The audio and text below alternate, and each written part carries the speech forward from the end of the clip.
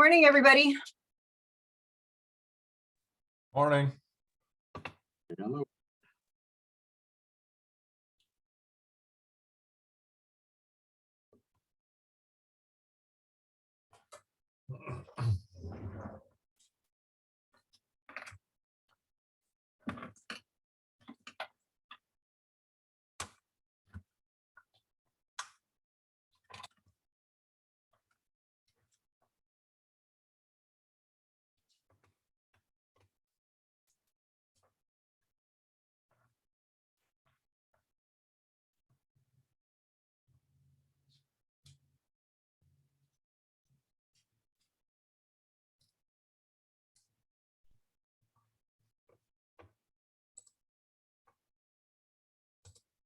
What is up on your screen? Is it the agenda?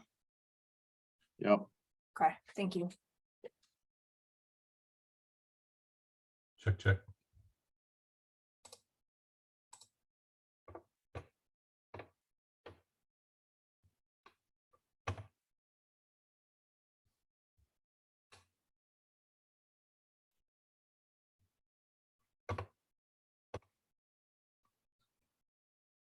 All right, well, I got 10 o'clock. So we'll go ahead and call to order and get started. So a couple new people online. So let's go around and just kind of introduce ourselves, especially since we're not in person anymore and not everybody may know who's on. So I'm Rebecca Morris. I'm the president and I'm with Bondurant Emergency Services. And then I see Kristen Brady.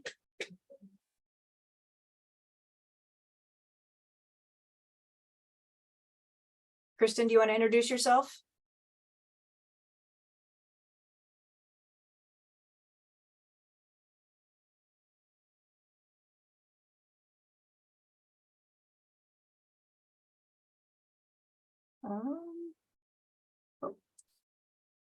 Okay, you just want to say who you're with?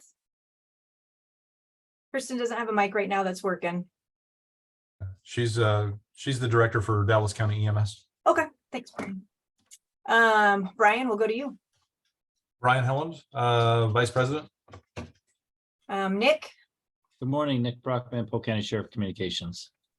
Okay. Eric. Eric Callum, Clive Fire Department. Let's see who else. Clint. Clint Robinson, Walkie Fire. Doug. Doug Harms, West Des Moines. Franny.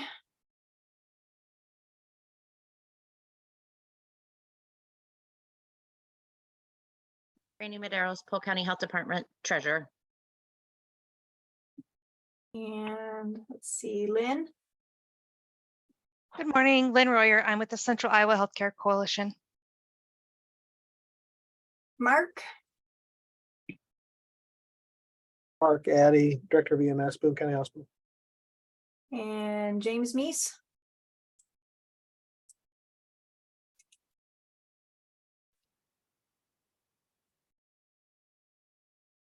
Looks like maybe he doesn't have a mic.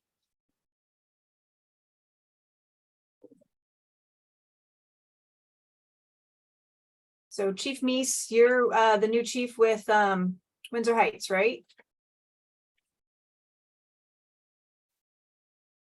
And then let's see who snuck on. Rob. Rob Zeiss, Sailor Township Fire Department. All right, thanks, guys. So what are you seeing right now? I think my screen changed. Just see the agenda. You do see the agenda? Okay. Yep.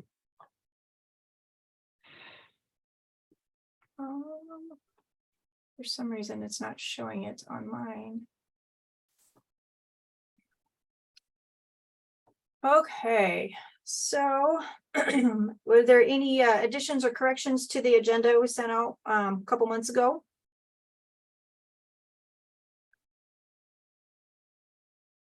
Okay, hearing none.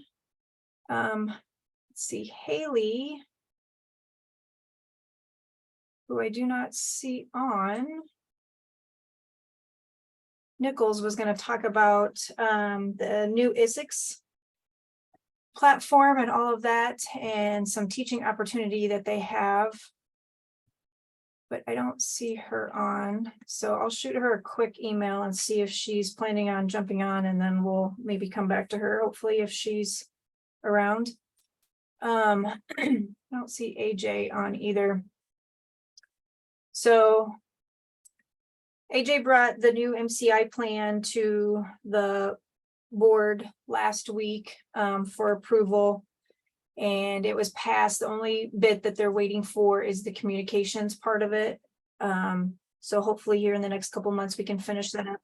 The biggest change that happened with that is the implementation of the hospital liaison. And I'm sure you guys have heard a lot about this over the last couple of years. We had speakers that Franny and the Iowa Hospital Association and Edgar brought that were national speakers that talked about their use of the hospital liaisons with their MCIs that they had, big MCIs that they had. So one was the Vegas shooting, one was the Parkland shooting, and then the tornado, and I can't remember where that was. Brian, do you remember where that was? It was in Joplin. Thank you, the Joplin Yeah. tornado. And just how they didn't necessarily have the liaisons set up per se. They just kind of naturally progressed to that just because they had so many people that were taking themselves to the hospital, especially at the Vegas shooting, where people weren't from around there and they were just Googling closest hospitals and then just walking or grabbing rides to the closest hospitals, and how it overwhelmed a lot of those hospitals, or they didn't have the capability that was needed for some of those patients. So that's been kind of a common theme that we've heard as some of these bigger incidences have happened, and they've done debriefings with them or hot washes with them. So that's something that we've been pushing for a while, and finally have had that approved. So that has been taken to the Polk County Fire Chiefs, and they are also working with their Chief Clack, who's been doing a lot of their MCI, SOGs, SOPs, and working on implementing those into their Teams cards. I know that was one thing that they are planning on doing over their next couple of meetings, is pushing I shouldn't say pushing, but suggesting that the fire chiefs start working on setting up how they want their Teams cards for those hospital field liaisons. This is also something that they're looking at wanting to use for RAGBRAI that is coming through, that's going to be affecting a lot of the metro area, more the east side, but it's going to come through down through Ames to Ankeny. Franny, help me. Ankeny to Des Moines, and then it will leave through Altoona and P Hill and Mitchellville. Is that right? Close, yeah. Polk City, Ankeny, Des Moines. And then, yes, then P Hill, Altoona, Mitchellville, and then out of our county. So then I don't remember. And yes, and that's all we're worried about right now.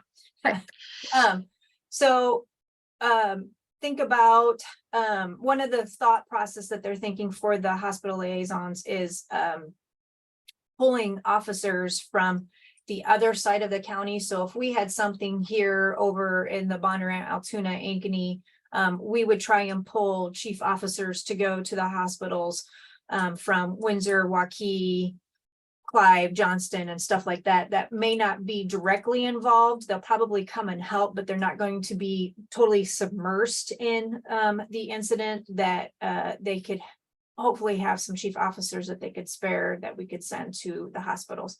And the thought is that there would be 6 of them, 1 to each of the hospitals, and then 1 to the incident command, just to help mitigate where everybody is and figure out where patients need to go, or where they've had a plethora of patients, and just kind of help that scene. So anything that I've missed or skipped over, Franny or Brian?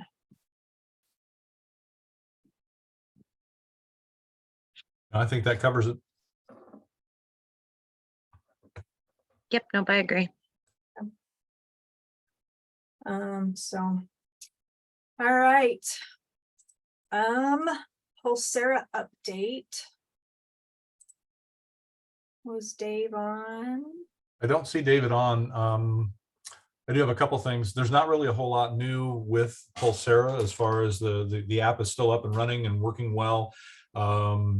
Do want to encourage a couple different things. Service directors, you have the opportunity to get on through your dashboard and get some of the data that's out there with, all of the, with your services using Pulsera to contact the hospitals for every patient encounter. It does give you the opportunity to get on and look at some of the stuff as far as, your number of stroke alerts, number of STEMI alerts, and look at some of your times. It's kind of a one-stop shopping. So it does work well.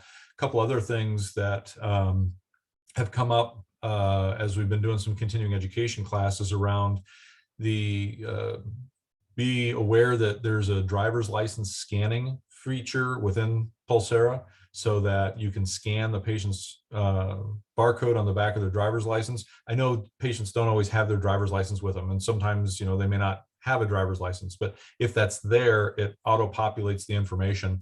The registrars at the hospital, when they see it come through in all caps, that means that's what happens when you scan it with the barcode. And when they see it come through in all caps, it helps to validate that it's accurate information instead of something that somebody fat fingered into the device. On the hospital end, in talking with the registration folks, it is a huge boondoggle for them to register a patient only to find out it's either the wrong patient or the name is misspelled. That's one of the reasons that they wait until the patient arrives until they end up entering that information in. If we can scan it and get it off the driver's license, it's much more likely to be accurate. A couple other things that I heard from the EMS crews in some of the classes that I've been teaching recently are that we may need to pare down a little bit of the information that the hospital is asking for. If they're continuing to ask for a little bit more and a little bit more, like with stroke patients, if you can get information on contact information for a witness that was there that can help validate and verify the last known well times. It's not because EMS crews are asking the wrong questions, but we're typically, and we all know, we oftentimes get bad information. It's not uncommon for us to arrive at the hospital, give a patient report, and then have a family or even the patient themselves turn around and say something totally different than what we had said originally. In the context of the stroke patient, that's really important because they really have to know a last known well in order to be treating with thrombolytic or going on to thrombectomy. So it adds one more piece of information that they would like us to enter into Pulsera, but they also understand that we're very busy in the back of an ambulance.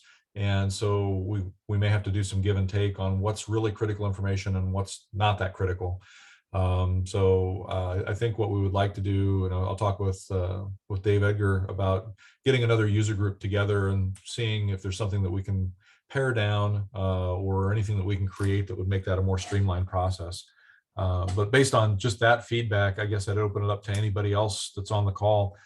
Any other feedback as far as Pulsera or ideas that if we can get a forum together again that we need to address?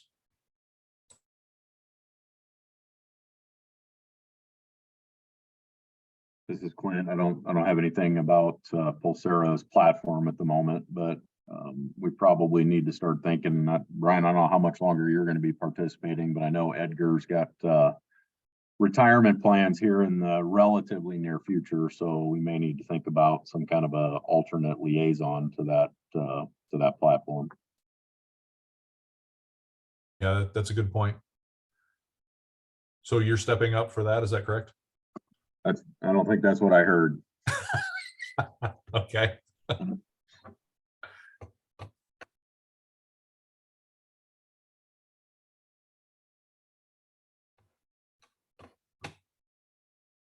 Any other comments or questions as far as Pulsera or things that people have seen that are working great, not working so well?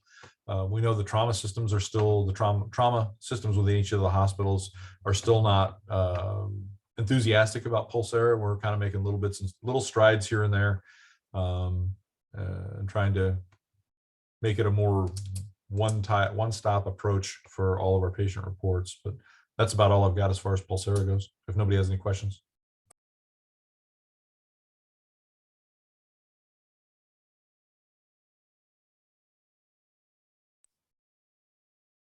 Okay, Franny,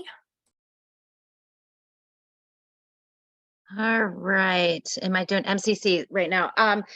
The two things I guess I could talk about real quick, or maybe even three things. So first of all, we're working on RAGBRAI, obviously stuff here in the metro, through the medical group, getting the hospitals involved in the EOC and just getting prepared for that. And then also with, I think maybe a little bit of exciting news that we might be able to work with CMed through our HAN. I don't know radio talk, so excuse me. It's not going to sound good, but something with the HAN, with the ISIX platform that we may have a new workaround. So exciting news, I think, on that. So more to come in the future with that.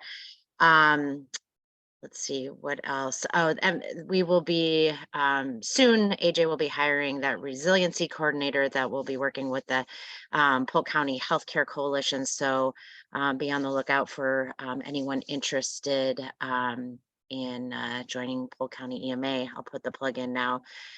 They'd be doing more than just Healthcare Coalition. They would also be working on recovery aspects of any emergent event in Polk County.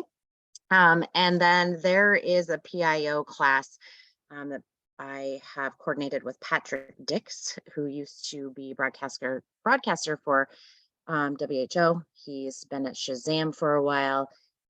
He teaches a really good media PIO class, and the Healthcare Coalition is paying for that. Super excited. It's on May 31st. I know Lynn has sent it out to all of the service area EMS coordinators. So if you haven't had an opportunity to look at that, please do. There are still seats available. If you haven't seen it and want to see it, reach out to me and I'll make sure I get you the link. Any questions on MCC stuff or medical stuff, I guess? If not, I will move into Treasury report. That's okay, Rebecca? that would be perfect. Thank you. Okay. In checking, we have $22,729.54. Working on reimbursement for the refresher. I should see the check for that in a couple weeks, so that'll bump up a little bit shortly. Savings, we have $7,192.44. And in PayPal, we have $7,578.62.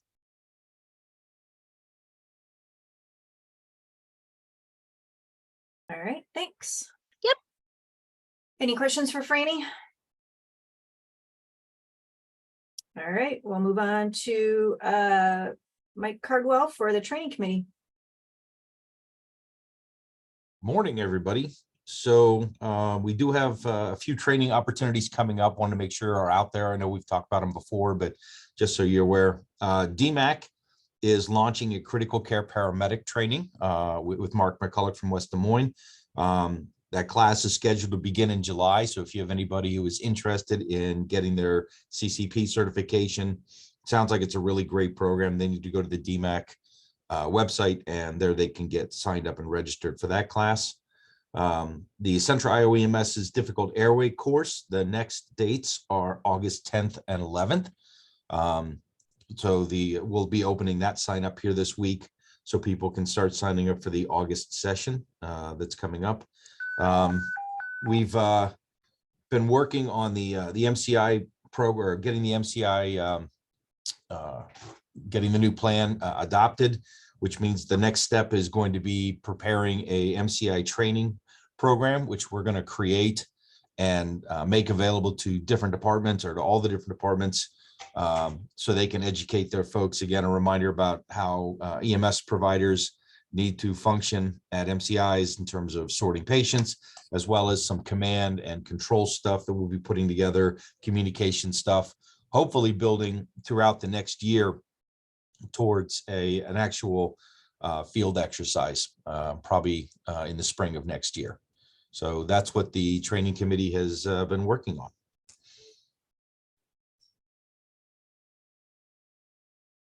Do you want to talk anything about the hand heavy? Just a reminder that the hand heavy program is out there and available. If your department is interested in having the hand heavy instructors, it's completely portable. It takes 6 hours to do the class. We've got the mannequins, we've got the student drug dosage kits all put together, class handouts. It's a complete curriculum. So if you are interested in having us bring that to your department, just send me an email and we can get you set up with the instructors and make that happen for your department. Thanks, Mike. Any questions for Mike? All right, Brian, STEMI and stroke. Right. Next STEMI and stroke task force meeting will be on June 15th at 8 in the morning. It's a Zoom meeting. If you're interested, we're going to get the link put on the website so that people can find it easier. Typically, we're just sending it out by email for the people that have either expressed an interest or have been participating in the past. For those of you that have been on in the past, you know that we talk about the data between both health systems for STEMI and stroke patients. It's a great effort from between both health systems because it offers transparency in what's going on. It actually kind of showcases that we're doing really, really well with STEMI care and stroke care in Des Moines when you look at it from the national averages. There's some stroke training opportunities that are coming out that we'll talk more about. And then the other thing that's a big one that we need to make sure people are paying attention or watching for is that now that the COVID crisis is over or on the dwindles, or we've got more circuits for ECMO and things along those lines, the use of ECMO in post-cardiac arrest is something that Dr. Wilcox at Mercy has been focusing on, as well as I think it's Dr. Dodge at Methodist. The Mercy program is up and ready. They've got a protocol that's out that's going to be mimicked by the Methodist side. And so it makes it one-stop shopping or pretty seamless for the EMS providers. We're sending that protocol out to the medical directors to make sure that everybody's on board with it. And we'll also send it out through this group, make sure that everybody's had a chance to see that once we get the finalized protocol. And everybody has input on it so that they can see what's going on. It may change what we do with out of hospital cardiac arrest from the standpoint of we may be transporting more patients now so that we can get them on ECMO rather than ones that we maybe had been pronouncing in the field. So there's more details to it. It gets more into the protocol, but the protocol is pretty straightforward. Dr. Wilcox and Dr. Dodge have been working on that to get it out. So hopefully I'll have that finalized, or at least a draft form that everybody can see by the meeting on the 15th. And I think that's about it.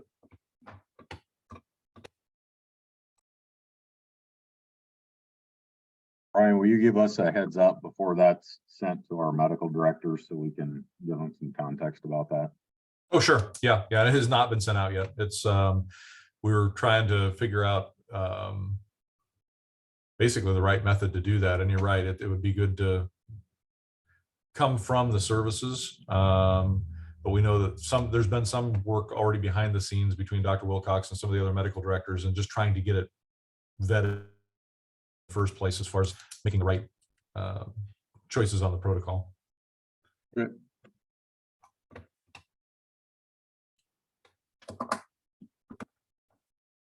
Any other questions for Brian? All right, thanks, Brian. Lynn. Good morning. I believe most of you know that I primarily work on the system standards grant with the Healthcare Coalition. So that is 14 counties in central Iowa. And We're just wrapping up this grant year. I believe most counties have their assessment that they've completed where they looked at their capabilities against the system standards and have developed an action plan to fill a gap that was identified in their assessment. I have 3 EMS Association meetings that I'm attending this week. And so that'll kind of wrap up the EMS activity, and the grant year ends on the 30th of June, and then we will start again on the 1st of July. And Franny mentioned the PIO class, so that's all I have this time. All right, thanks, Lynn. Anybody have any Sure. questions? Hey, Lynn, this is Brian. Do you know, have they given any indication of what the focus is going to be starting on July 1? Right, it's going to be the same thing. You'll be what you identified in your assessment and the action plan that you developed, you'll be working to implement that action plan Okay. next year. And then at the end, like towards the end of the grant year next year, you'll be doing an assessment and coming up with an action plan for the following year. Okay, great. Thank you. Sure. Thanks, Lynn. Communications Center. I know I've seen Nick and Rob Dennard, so. Morning, Rob Dennard here. We're continuing to work on the CAD to CAD solution connecting Des Moines, Polk County, and Westcom together in the first round, which then will be expanded to State Patrol, Dallas, and Warren counties in the second round. The system is in place, data's starting to flow. That'll be pretty interesting, pretty good thing that we're able to share data that way between the PSAPs. Other than that, we're planning on a number of events this summer, as been mentioned. RAGBRAI is coming up. There's an Ironman triathlon being hosted in the area between Des Moines and West Des Moines, and the State Fair are 3 of the big ones that are being planned on and worked on.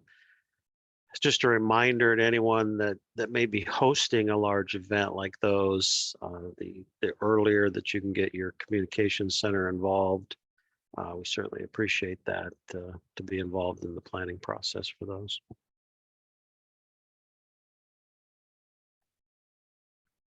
Nick Brockman, Polk County, eager to work with Franny to see what capabilities the radios that she has is gonna find with communications, whether it be on HON or ISIX. So I'm interested to hear back from Franny on that. As far as staffing goes, we'll be up to full staff next week. And then we'll just have 1 person in training.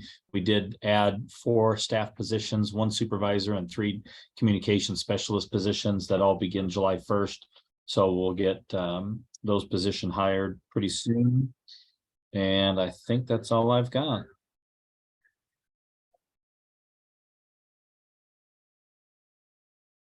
All right, thanks, guys. Any questions for Rob or Nick?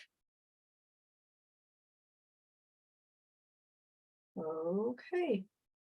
So Haley, I think I just saw you jump on, right?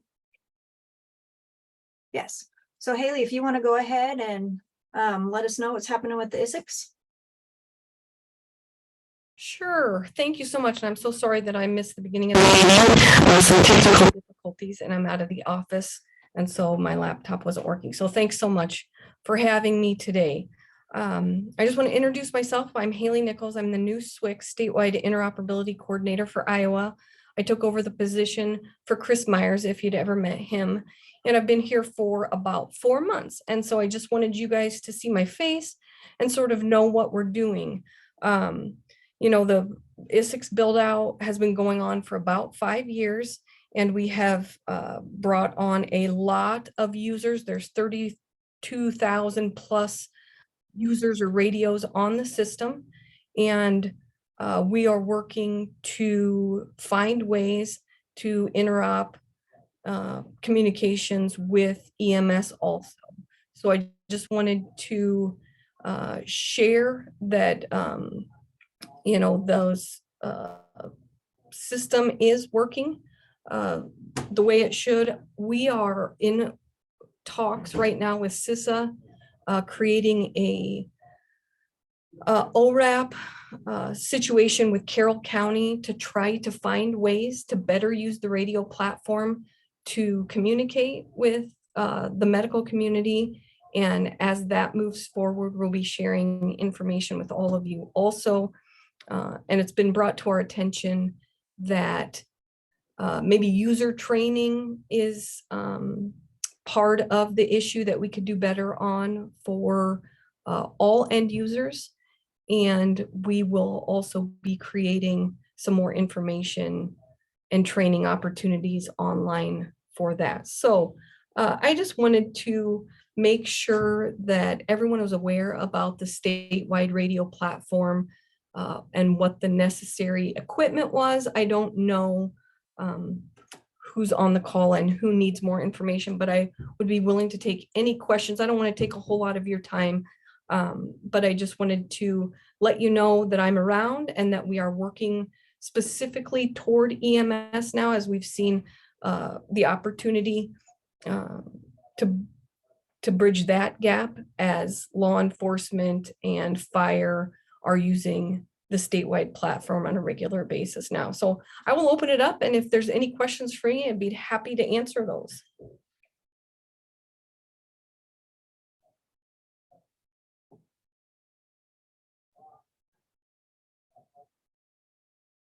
And if there are no other questions, I will let you know that we are preparing some presentation materials. It'll be more formal on the whole statewide platform, what it looks like, how you specifically use it. And we are trying to find those opportunities at associations, meetings, state fire trainings, places like that. So Engine 1. Oh, sorry. Alpha, Citizen Assist.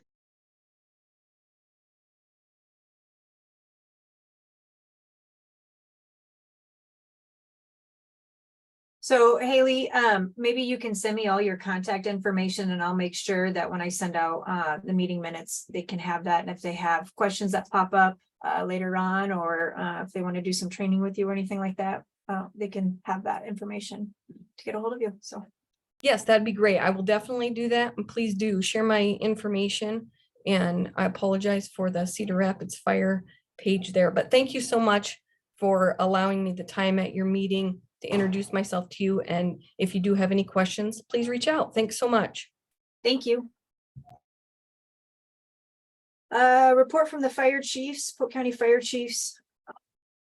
I was only on for part of that. Let's see, Blake or Clint, for either one of you, anything to report?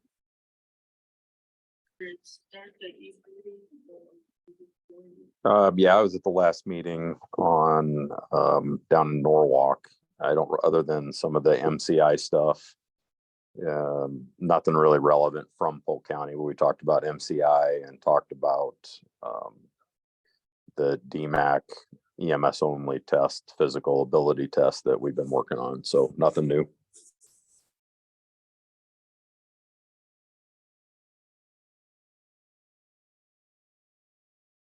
Okay, thanks.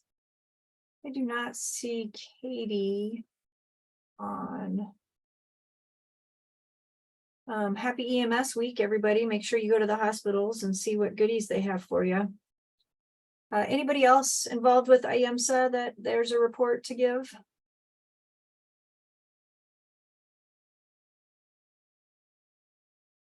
Okay. Polk County Emergency Management. I do not see anybody. Medical examiner, I don't see anybody. So any other reports from the hospitals? Rebecca, this is Jerry Babb. I wanted to let this group know that we are going to have a change of the guard. I am actually retiring after 33 years being over emergency trauma and transport here at Mercy One. And I am retiring at the end of June. Lots of changes here happening in Mercy. Leisha Trees is the nursing director of the ED. And then Julie Walker will remain the nursing director at West Mercy One. We do have a new trauma program manager, Tara Taylor. And I think they are in the process of divvying out my responsibilities, but I did want to thank you guys for a great run and say happy EMS week. I have been privileged to work with great EMS here. So I just wanted to let you know that. Congratulations, Jerry. Sounds like they're going to take 12 people to replace you. Yeah, congratulations, Jerry. That's awesome. Congrats, Jerry. Enjoyed working with you. Hey, Frank, thank you. All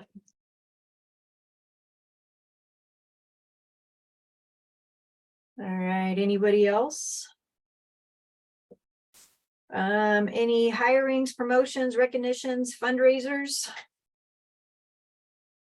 This is Rob Zeiss from Sailor Township. Just an announcement starting June 1, we will be going to 24-hour staffing finally. So we'll have 2 personnel on in the morning and overnight as well. So we'll be able to at least at the very bare minimum be able to roll an ambulance now directly. So that'll be nice.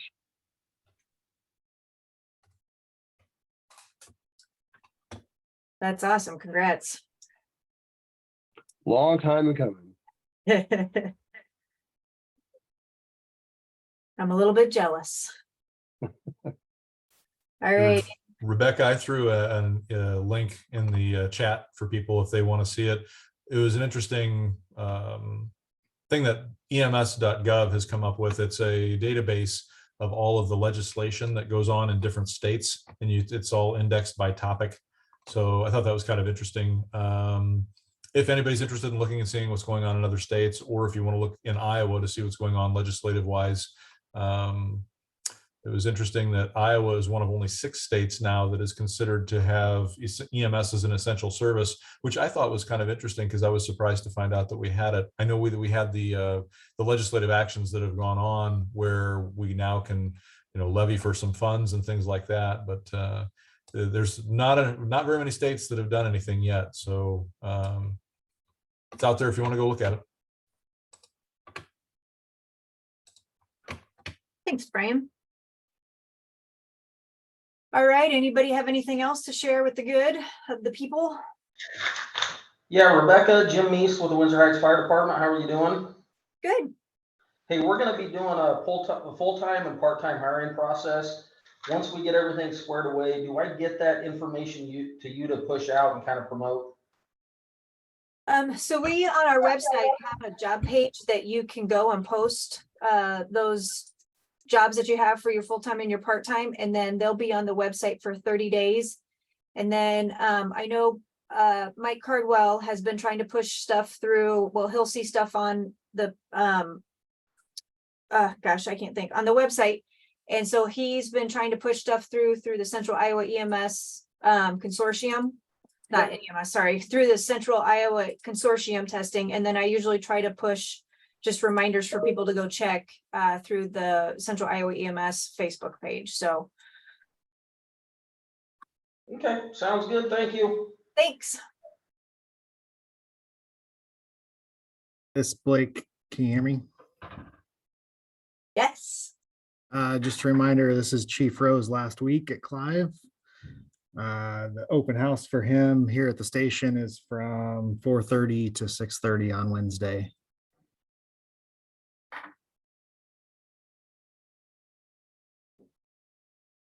You.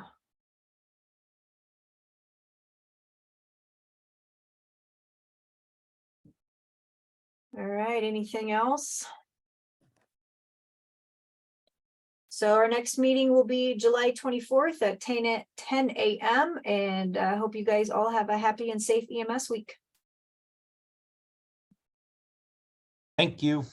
Thanks. Thanks, everybody.